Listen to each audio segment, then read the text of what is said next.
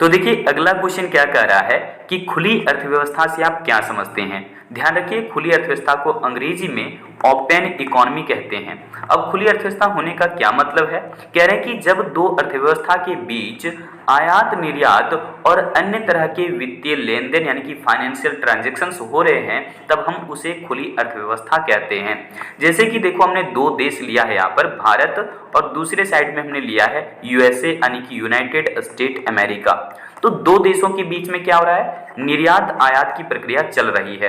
यानी कि भारत में बनी बनाई वस्तु को अगर हम यूएसए में भेजते हैं तो यहाँ पर हम कहेंगे उसे निर्यात यानी कि एक्सपोर्ट। तो एक्सपोर्ट करने से बाद में हमें विदेशी मुद्रा हासिल होती है या फिर प्राप्त होता है। यहाँ पर देखिए फिर क्या करें, अब अगर कोई अपने ही देश का व्यक्ति यूएसए में बना बनाए वस्तु को खरीदता है तो हम इसे इंपोर्ट कहते हैं यानी कि आयात कहते हैं। तो जब दो देशों के बीच में निर्यात आयात की प्रक्रिया चल रही हो तब हम इसे खुली अर्थव्यवस्था समझेंगे। और अन्य तरह की वित्तीय लेन देन हो रहा है, जैसे कि एक देश दूसरे देश को मदद पहुंचा रहा है आर्थिक रूप से, तब भी ये जो है खुली अर्थव्यवस्था ही समझा जाता है। हम यहाँ तक कि दूसरे देशों में जाकर के इन्वेस्टमेंट भी कर सकते हैं और दूसरा देश हमारे यहाँ पर भी इन्वेस्टमेंट कर सकता है, यानी कि किसी तरह का यहाँ पर कोई भी बैरियर नहीं है। दो देश दो अर्थव्यवस्थाएं आपस में आयात निर्यात और अन्य तरह की वित्तीय लेन देन कर सकते हैं तो एक खुली अर्थव्यवस्था माना जाएगा। अब हम आपको कुछ एडिशनल चीजें बताते हैं। देखो खुली अर्थव्यवस्था होने से जो है ना क्या होता है, खुली अर्थव्यवस्था होने से हम लोग आयात निर्यात कर रहे हैं तो निश्चित तौर पर अगर हम अपने देश में बनी बनाई वस्तु को ना खरीद करके हम दूसरे देश की वस्तु खरीदेंगे तो क्या फायदा होगा क्या नुकसान होगा, ध्यान दीजिएगा। जब अपने देश के लोग, ठीक है, यानी कि जब भारतीय मूल के इंसान क्या कर रहा है, विदेशी वस्तुओं को खरीदता है तो क्या होता है, तो उनके द्वारा जो भी खर्चा किया जाएगा ये तो भारतीय व्यक्ति है। अब ये जो भी खर्चा करेगा विदेशी वस्तु पर, इसकी वजह से हमारे देश के अंदर में जो एग्रीगेट डिमांड है या फिर समग्र मांग है इसमें कमी आ जाएगा। ये क्यों होगा दिखाएंगे आपको फॉर्मूला से।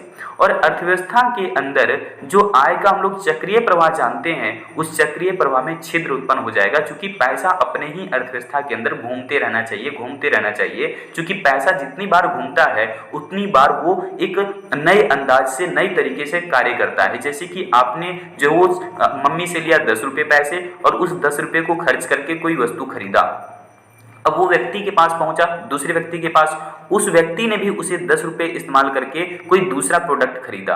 अब यही 10 रुपया सोचिए कि लोगों के पास जब घूमते रहता है तो हम इसे कहते हैं कि सबका काम निपट रहा है निश्चित तौर पर। लेकिन जब ये अर्थव्यवस्था के अंदर में आय के चक्रीय प्रवाह से वो पैसा बाहर निकल जाए तो हम उसे छिद्र समझते हैं, क्योंकि आपने क्या किया है, विदेशी वस्तुओं को खरीदा है। ठीक है, तो अपने ही देश के लोग जब विदेशी वस्तुओं को खरीदते हैं तो उनके द्वारा जो भी खर्चा किया जाता है सबसे पहले वो समग्र मांग में कमी लाता है और उसके बाद अर्थव्यवस्था में आय के चक्रीय प्रवाह में छिद्र उत्पन्न कर देता है, लीकेज आ जाता है अर्थव्यवस्था के अंदर, जिससे कि उत्पादन, रोजगार और आय पर नकारात्मक प्रभाव पड़ता है। अब देखेंगे यहाँ पर दूसरा जो है वो क्या यहाँ पर स्थितियां बनता है। सो दूसरी स्थिति ये बनती है कि विदेशों को जो हम निर्यात करते हैं, जो हम एक्सपोर्ट करते हैं, वस्तुएं बना बना करके बेचते हैं दूसरे देश को, तो वह घरेलू उत्पादित वस्तुओं के लिए समग्र मांग में वृद्धि करता है। यानी कि हम यहाँ पर समझ सकते हैं कि जब हमने कोई प्रोडक्ट एक्सपोर्ट किया है तो विदेशी मुद्रा हमें हासिल होता है, विदेशी मुद्रा हमें प्राप्त होता है और इससे समग्र मांग में वृद्धि होती है। दिखाएंगे फॉर्मूला से कैसे। अब देखो यहाँ पर इससे क्या होता है, हमारे आय के चक्रीय प्रवाह में समावेश उत्पन्न होता है, इंजेक्शन क्रिएट होता है, यानी कि हमारे यहाँ पर विदेशी मुद्रा प्राप्त हुआ और हमारी यहाँ पर पूंजी बढ़ी। तो निश्चित तौर पर आप यहाँ पे समझ गए होंगे कि खुली अर्थव्यवस्था क्या है, बंद अर्थव्यवस्था क्या है और इसका अच्छा या बुरा असर क्या हो सकता है। निश्चित तौर पर आप यहाँ पर देख सकते हैं, हमने ग्रीन लाइन से इसलिए किया है ताकि आप समझ सकें कि समावेश हमारे देश के लिए अच्छा माना जाएगा, इंजेक्शन हमारे लिए ठीक होगा, लेकिन लीकेज करने से क्या होगा, हमारी अर्थव्यवस्था पर नेगेटिव इंपैक्ट पड़ेगा, जिससे कि हमारी अर्थव्यवस्था के अंदर रोजगार, उत्पादन स्तर पर भी नकारात्मक असर डालता है। तो यहाँ पर इन चीजों को आप समझ पाए होंगे डिटेल में। तो हाँ, अब समझिए कि फॉर्मूला में जो हमने यहाँ पर बात किया आपसे कि समग्र मांग में कमी और समग्र मांग में वृद्धि, ये कैसे होगा जरा देखिए ध्यान से। जब हम कोई भी प्रोडक्ट दूसरे देश का खरीदेंगे तो विदेशी वस्तु को खरीदे, समग्र मांग में क्या आ जाएगा, कमी आ जाएगा। दिखाते हैं कैसे।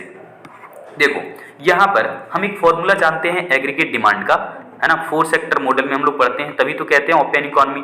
तो हम लोग एग्रीगेट डिमांड का फॉर्मूला क्या जानते हैं, private consumption expenditure, private investment expenditure plus में गवर्नमेंट एक्सपेंडिचर। ये तो 3 सेक्टर मॉडल तक हमारा एग्रीगेट डिमांड हो गया। लेकिन साथ में हम लोग जोड़ते हैं क्या है, एक्सपोर्ट माइनस में क्या, इंपोर्ट। माइनस में इंपोर्ट को हम लोग इसलिए रखते हैं क्योंकि हम जब भी दूसरे देश का प्रोडक्ट खरीदते हैं तो हमारे देश का जो पैसा है वो बाहर चला जाता है। ठीक है, जब भी हम दूसरे देश का वस्तु खरीदते हैं तो अपने देश का पैसा क्या होता है, बाहर चला जाता है, इसलिए इंपोर्ट मूल्य को माइनस में रखा गया है। और जब भी हम अपने देश के अंदर बना प्रोडक्ट को बेचते हैं दूसरे देश में तो वहां से हमें पैसे प्राप्त होते हैं, इसलिए एक्स को पॉजिटिव में रखा गया है। उम्मीद है समझ में आता है आपको। तो यहाँ पर देखिएगा, जो कई बार ऐसे पूछा जाता है कि एक्स माइनस एम क्या है, आपसे ऑब्जेक्टिव सवाल किए जाते हैं यहाँ से, तो ध्यान रखिएगा एक्स माइनस एम का मतलब होता है नेट एक्सपोर्ट यानी कि शुद्ध निर्यात। ठीक है, अब जरा ध्यान से समझिए, अगर हम कह रहे हैं कि देश के अंदर मान लो कि 50 रुपीज़ का जो है डिमांड हुआ कंजम्पशन एक्सपेंडिचर, 100 रुपीज़ का इन्वेस्टमेंट एक्सपेंडिचर, इसी प्रकार से सरकार भी मान लो कि 200 रुपये खर्चे कर रही है, प्लस में आप मान लीजिए कि एक्सपोर्ट जो किए थे दूसरे देश में, जो वस्तु बेचे थे वहाँ से हमें मान लो कि 100 रुपये प्राप्त हुए हैं, प्लस में आप कह लीजिए कि हमने जब दूसरे देश का प्रोडक्ट खरीदा तो हमने दूसरे देशों को दिया मान लो 200 रुपये।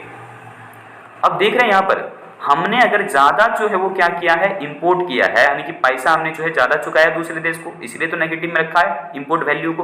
अब देखिए जरा इसको जोड़ करके कितना हो रहा है, तो यहाँ पर तो 150 हो गया, 150 और 3, यहाँ पर कितना हो गया 350, यानी कि टोटल इधर जो है वो 350 हो जा रहा है, जो कि अपने देश के भीतर की बात थी।